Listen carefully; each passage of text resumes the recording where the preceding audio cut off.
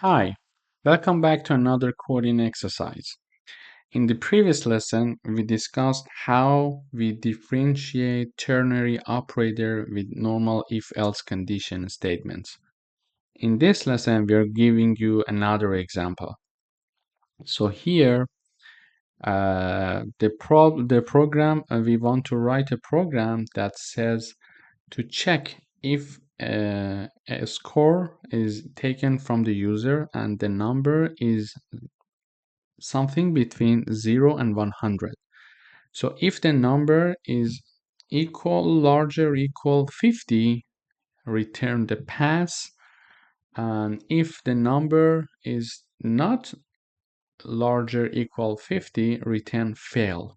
So previously, when we wanted to do that, we had to write if statement condition saying that if the score is larger, equal 50, go through the cout function and print pass, and else print fail. However, so it would take like 2-3 lines at least. So here we can write it down in one line. We initialize one integer.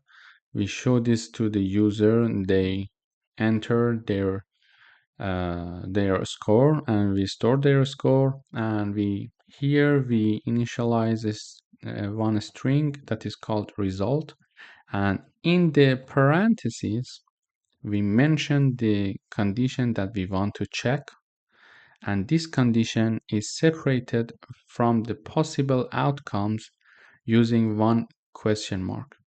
So we write down the condition we want to check. If the score greater equal 50, then one option is pass, one option is fail. So these two possible outcomes are also separated with a colon. So if this condition is true, the first option will be assigned to result.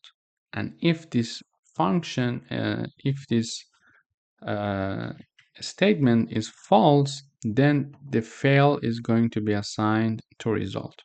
And finally, we print the result here like this. So we will print like cout u and then the score and then the exam. So we would say you pass the exam or you fail the exam. So let's try this one to see how it works.